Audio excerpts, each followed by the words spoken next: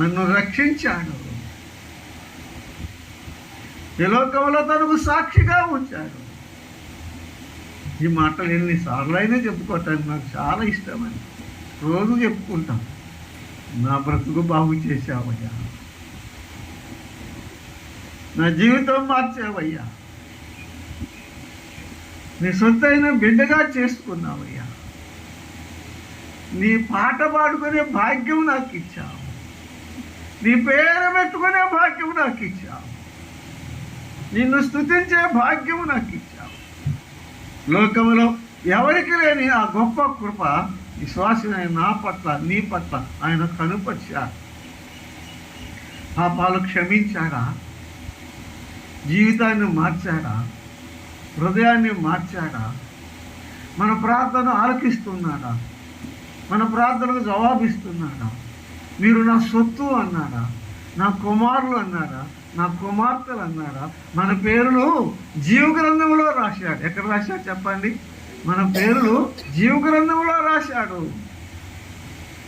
త్వరగా వచ్చి మనం తీసుకుపోతాడు, తండ్రి ఇంటికి తీసుకుపోతాడు. బంగారు వీధుల్లో మనం తిరగబోతున్నాం,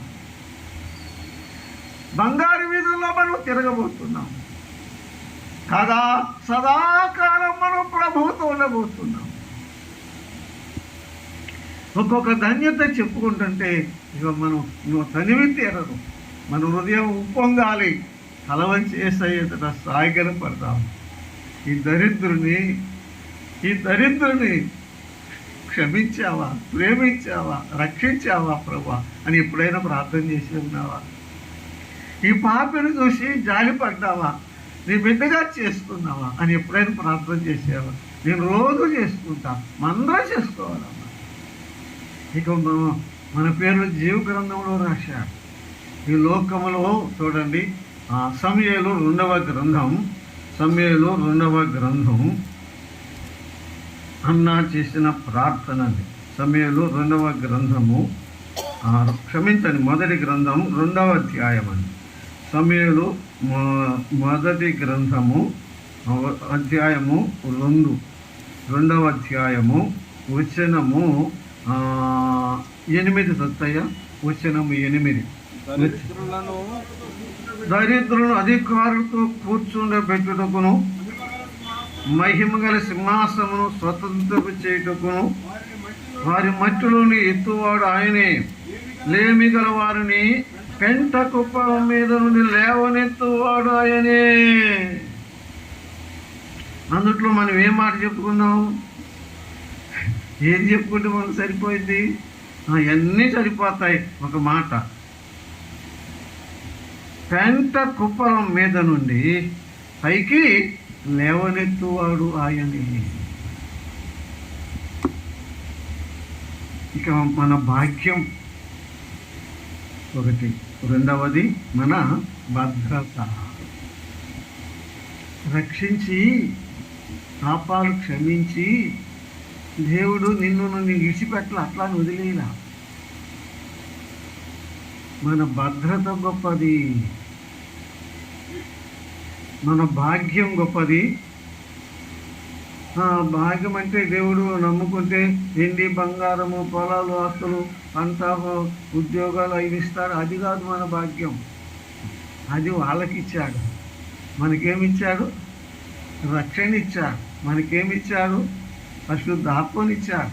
మనకేమిచ్చాడు? హృదయంలో ఆనందం ఇచ్చాడు. మనకేమిచ్చాడు? వాగ్దానాలు ఇచ్చాడు. మనకేమిచ్చాడు?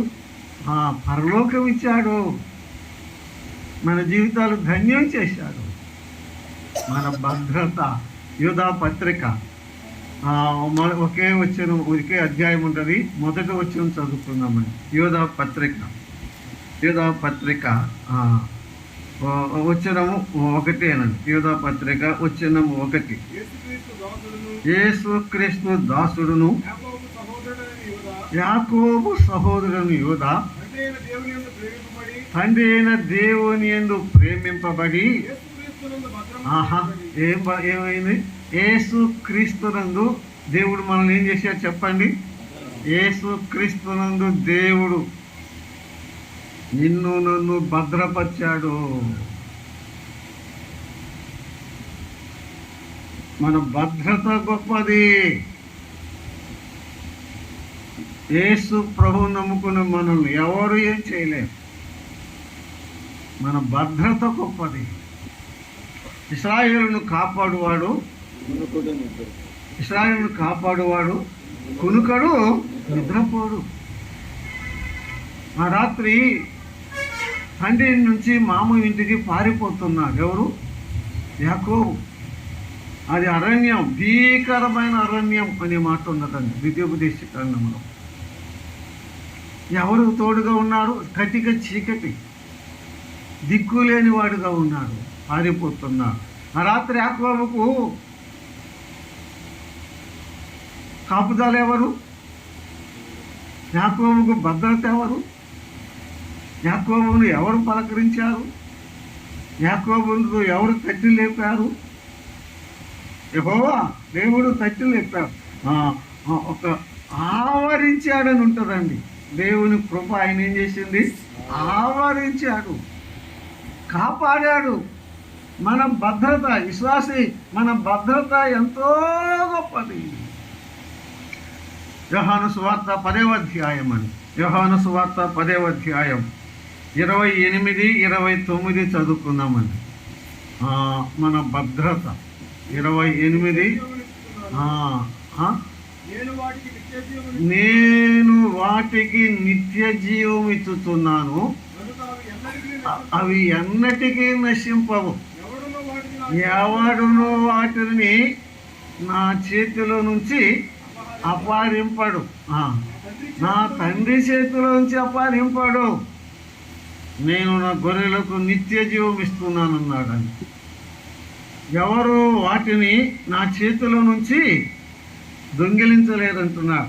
నా చేతుల నుంచి దొంగిలించలేదంటున్నాడు. మరలేమంటున్నాడు? నా తండ్రి చేతుల నుంచి దొంగిలించలేదంటున్నాడు. అవి ఎన్నటికీ నశింపవు. ఒక ఆయన ఇలా చెప్పాడండి, యేసు ప్రభు చేతి ఉన్నాడు, నా చేతి నుంచి వాటిని ఎవరు అపహరింపలేడు. మరలేమన్నాడు? తండ్రి చేతిలోంచి అన్నాడు కదా. అప్పుడు ఇట్లా పెట్టి ఈయన చెయ్యకి ఇది వేసే చెయ్యన్నమాట. మరి తండ్రి చెయ్యంటే ఇట్లా వేసారంట. తండ్రి చెయ్యి ఎట్లా పడింది? ఇట్లా చేతి మీద చేయబడింది. Safety upon safety, security upon security. అసలు ఏసై చేతిలోంచి తీసివేయలేం, మళ్ళీ దాని మీద మళ్ళా తండ్రి చెయ్యి వేశాడంట. ఎవడును అపహరింపలేదు. మనము దేవుని సొత్తు. ఎంత విశేషం! మనం ఎవరం? మనము దేవుని సొత్తు. అంటే మామూలుగా సొత్తు అంటే ఏంటి? ఆస్తి, ధనం. సొత్తు అంటే ఏంటి చెప్పండి? ధనం. లేకపోతే చెప్పుకుందాం బంగారం అనుకో. ఏదైనా చుట్టాలు ఇంటికో ఫంక్షన్స్కో పెళ్ళిళ్ళకి వెళ్ళాలనుకుంటే మంచి బట్టలు కట్టుకుని వెళ్తాం. సహోదరులు అయితే కొంతమంది బంగారం కూడా వేసుకెళ్తారు కదా. అయిపోయింది, ఇంటికి వస్తాము. ఇంటికి వచ్చినాక ఏం చేస్తాం? అమ్మా మంచి బట్టలు వేసుకెళ్తాం కదా, ఏం చేస్తాం? అవన్నీ తీసి ఒక పక్కన పడేస్తాం. మరి బంగారం గొలుసు కూడా పక్కన వేస్తావా? అది ఎక్కడ పెడతా? అది ఎక్కడ? ఇనప బీరువాలో పెడతావు. మళ్ళీ ఇనప బీరువాలో మళ్ళీ చిన్నది ఒకటి ఉంటుంది కదా, చిన్నది ఒకటి ఉంటుంది.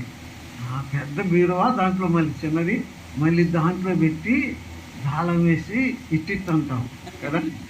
ఇట్టిట్టని మళ్ళీ పెద్ద రెక్కలేసి మళ్ళీ తాళం వేసి మళ్ళీ ఇట్టిట్టు అంటాం. నీ బంగారం కోసం అంత భద్రతే. ఆయన ఆయన ఆయన బంగారం. మనం ఆయన ఎంత భద్రత. మన భద్రత గొప్పది.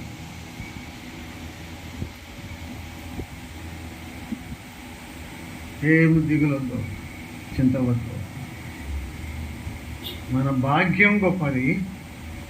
లోకములో ఎవరికి లేని గొప్ప భాగ్యం ఇచ్చారు, రక్షణ భాగ్యం. ఇక అది చెప్పుకుంటేనే ఇక్కడ రోజంతా సరిపోయింది. ఎవరించే వాళ్ళు చెప్తే ఎంత